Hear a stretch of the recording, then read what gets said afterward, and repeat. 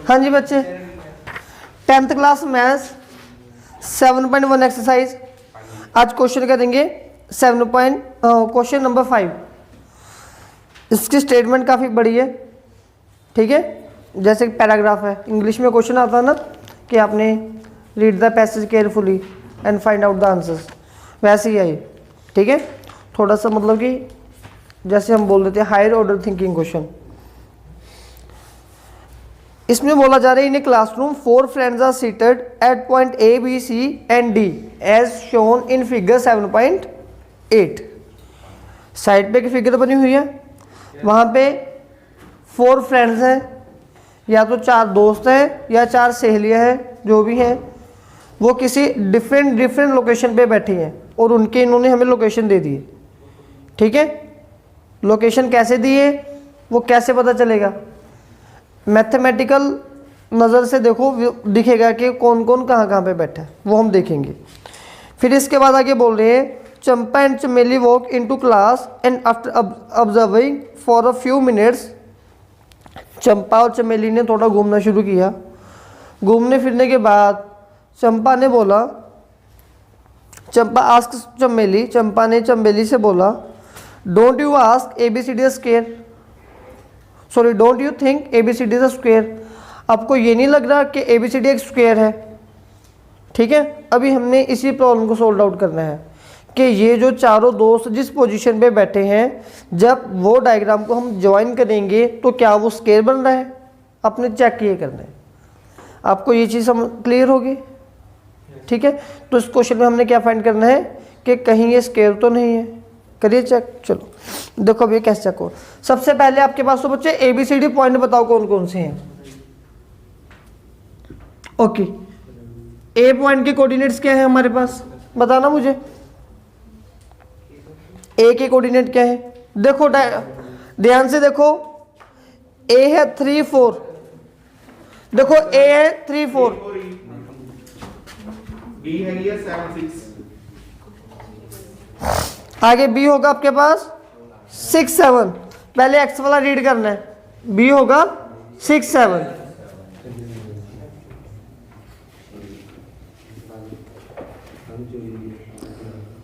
मैंने बच्चे आपको पॉइंट देखने के लिए बोला है। Next C point 9 4, very good.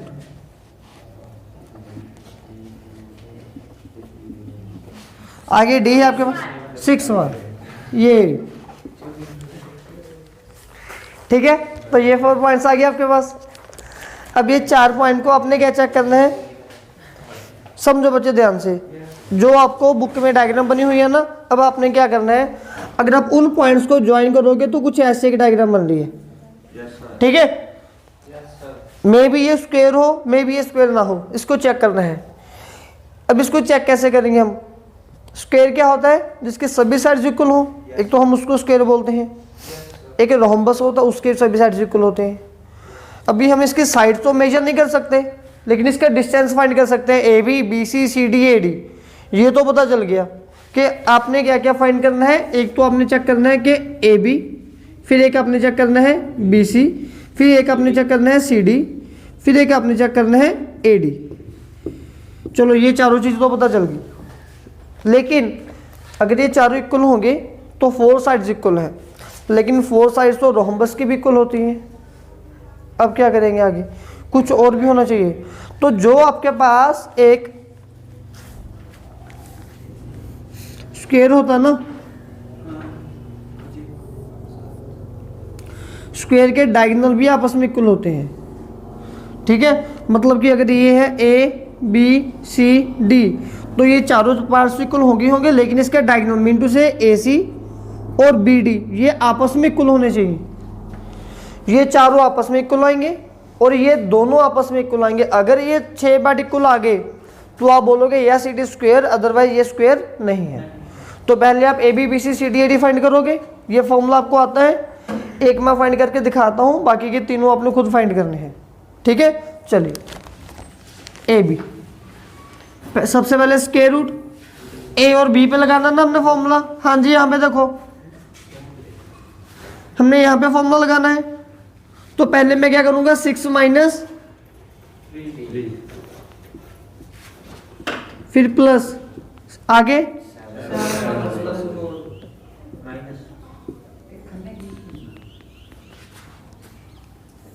और ये बन गया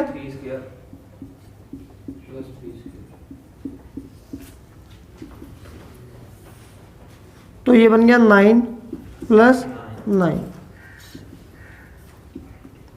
root 18।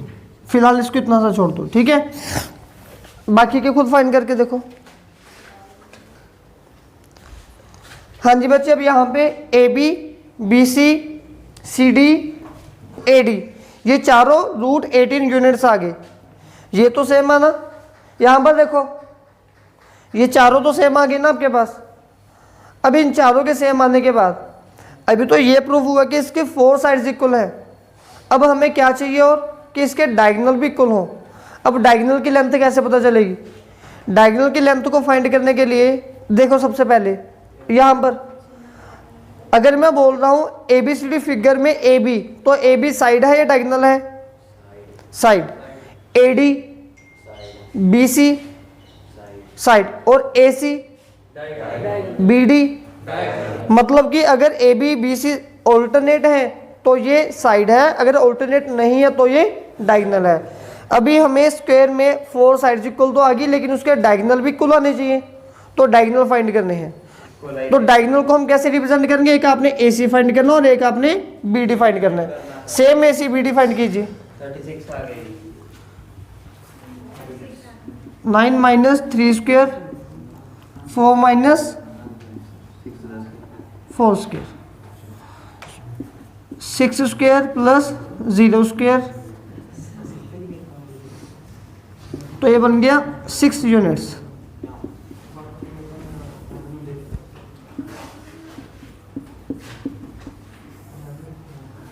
Next is B D, 6 minus 6 square, 7 minus 1 square, 0 square, 6 square,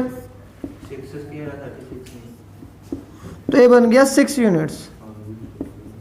तो अभी मतलब कि मैंने क्या रिजल्ट निकाला, ये डायगोनल भी आपस में इक्वल आ गए दोनों। तो मैं यहाँ पे लिखूंगा A B equals to B C equals to C D equals to A D, ये इक्वल है। और उसके बाद A C equals to B D, हाँ जी बी डी, ये आपस में इक्वल है। So yes it is square. वो जो चंपा ने बोला था ना, उसने बिल्कुल सही बोला था। तो आगे से आपने चंपा की बात मान लेनी है, ठीक है। चंपा जो भी बोले, ठीक है जी।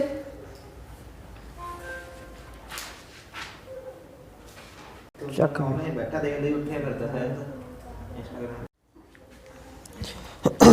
हाँ जी बच्चे, आगे क्वेश्चन नंबर 6। इसमें ये हमें बोल रहे हैं name the type of quadrilateral form. इन्होंने आपको 4 पॉइंट्स दे दिए, फर्स्ट पार्ट में, सेकंड पार्ट में, थर्ड पार्ट में, ठीक है। तो वो 4 पॉइंट्स, जब आप 4 पॉइंट्स को ज्वाइन करोगे तो कोई ना कोई क्वाड्रिलेटरल बनेगा। मान लो जो मैंने फर्स्ट को ज्वाइन किया तो एक ऐसी फिगर बन गई, राइट।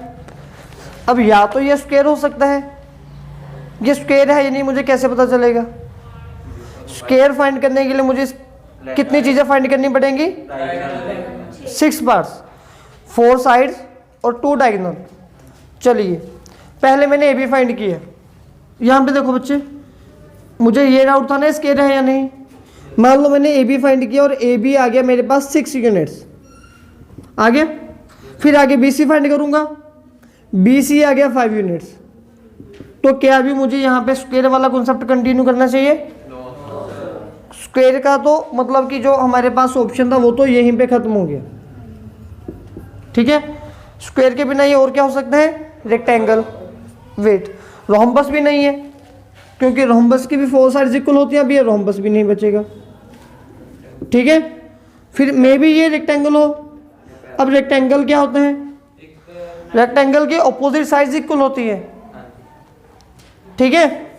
अब इसकी तो 2 साइड्स ये नॉन पैरेलल साइड हैं जो अनइक्वल हैं, तो कोई बात नहीं।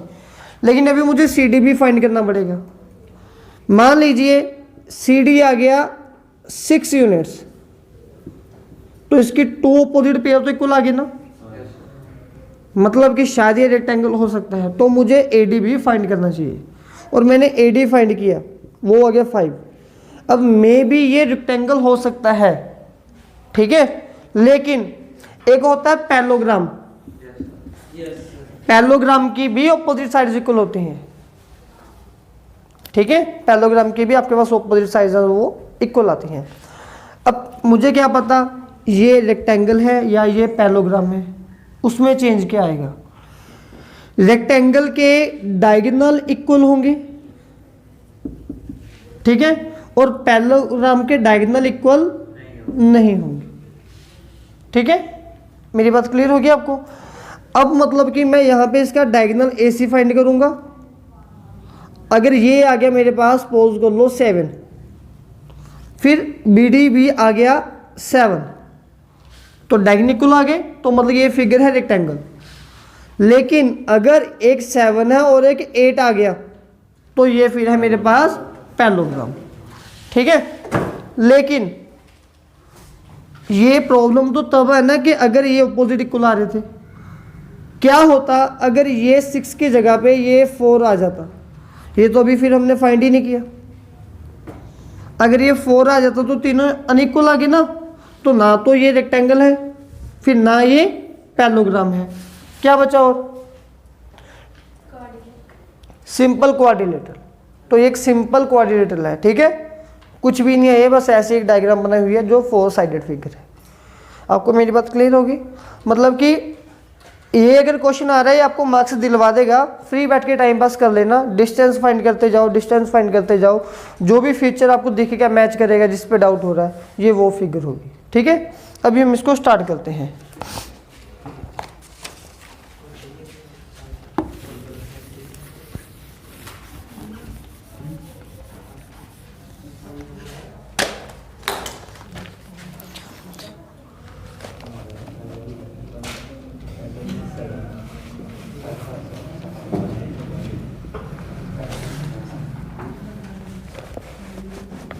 Name the type of quadrilateral.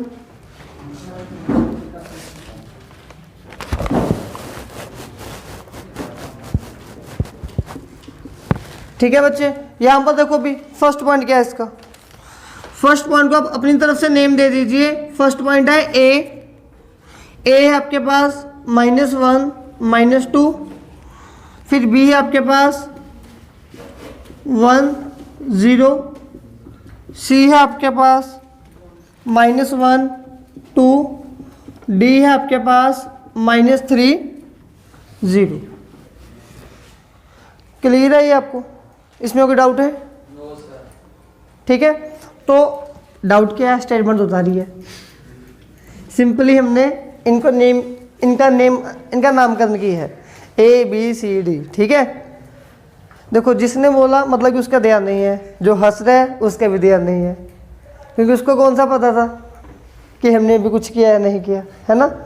जो नहीं हंस रहे उनको भी नहीं पता चला, पता ही नहीं चला हो क्या रहा है, ठीक है। चलो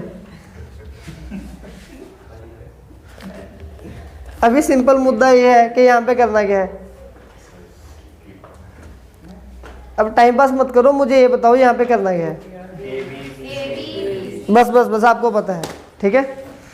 मतलब कि पहले आपको AB फाइंड करना है, फिर BC, अगर ये इक्वल आए मे बी स्क्वायर होगा तो स्क्वायर का कॉन्सेप्ट कंटिन्यू करेंगे। अगर AB BC इक्वल नहीं है तो AD BC आगे BD फाइंड कीजिए, मे बी ये रेक्टेंगल हो, पैरेललोग्राम हो, ऑपोजिट साइड भी इक्वल नहीं है तो सिंपल क्वाड्रिलेटरल है। खुद करोगे? कर दो, चलो करो। यहाँ पे देखो पहले मैं एक AB फाइंड करके दिखा देता हूँ आपको।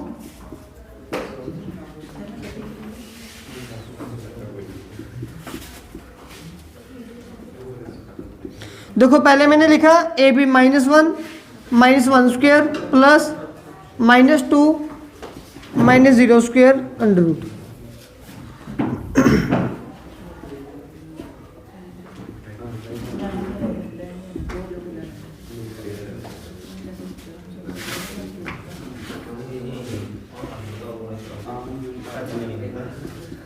हाँ जी बच्चे, ये क्वेश्चन कंटिन्यू करो आप आगे, खुद करना है।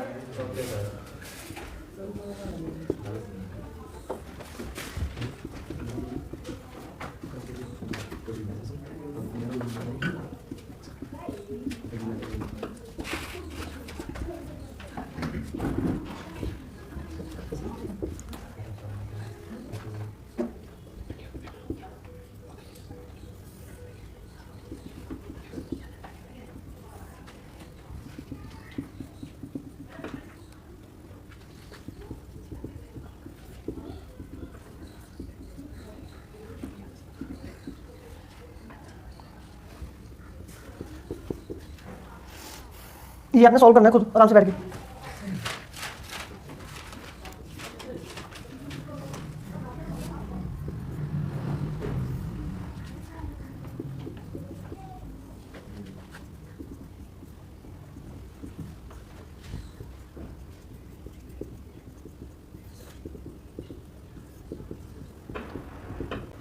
अभी जो मैंने बच्चे फाइंड किए इसके 4 साइड्स तो इक्वल आ गई, ठीक है, A B B C C D A D में भी शायद ये स्क्वायर होगा या ये रोम्बस होगा, ठीक है। अब ये डिपेंड करेगा इसके डायगोनल के ऊपर। अगर डायगोनल इक्वल आ गए तो ये स्क्वायर है, अगर डायगोनल इक्वल ना आए तो ये रोम्बस है। तो अभी मुझे डायगोनल फाइंड करने हैं, ठीक है, खुद करो ये आप अपने आप।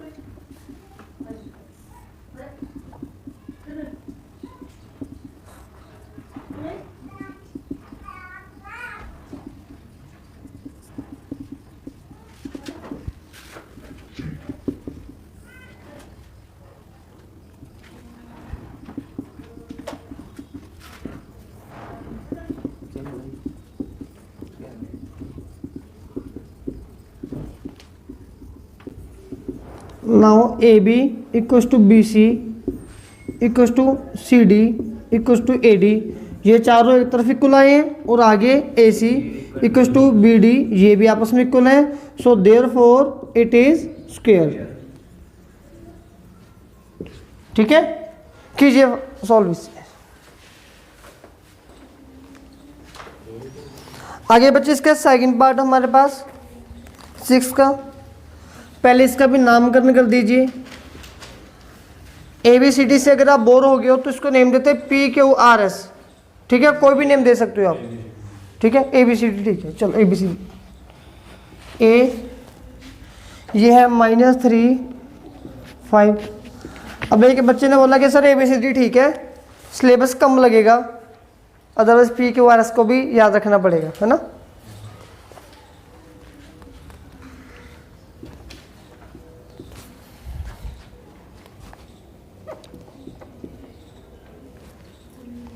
थ्री 1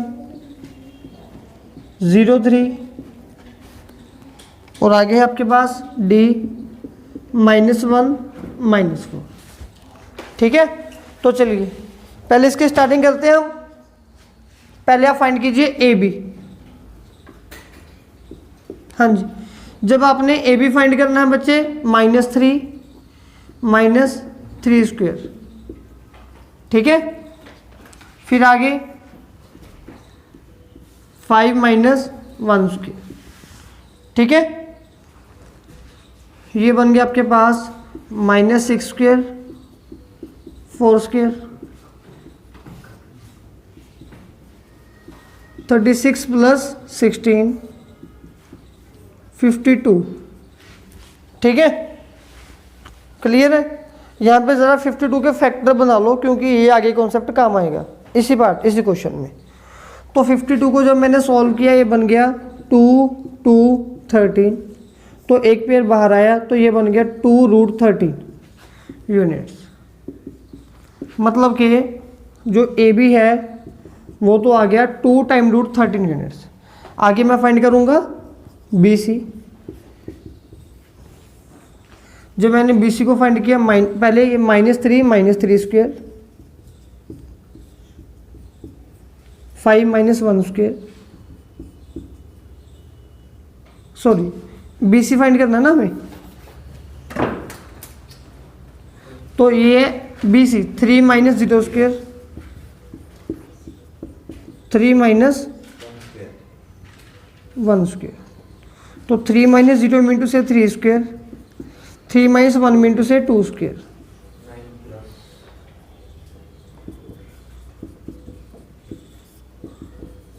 √13 यूनिट्स, ठीक है। अभी आगे हम फाइंड करेंगे CD में देखिए -1 -0 स्क्वायर -4 -3 स्क्वायर बस बना -1 स्क्वायर -7 स्क्वायर मीन टू से -1 स्क्वायर 1 7 स्क्वायर 49, तो ये बन गया √50 यूनिट्स। फिलहाल ये तीनों अनइक्वल हैं, मतलब कि ये कोई खास टाइप तो नहीं है, ठीक है। आप यहीं पे लिख सकते हो कि it is a simple quadrilateral, लेकिन फिर भी एक छोटा सा डाउट है जो अभी हमें क्लियर करना है। अभी आप सोच रहे होगे तो हमें 4 डिस्टेंस फाइंड करने की ज़रूरत नहीं है, हम 3 फाइंड करके भी लिख सकते हैं, नॉट अ क्वाड्रिलेटरल।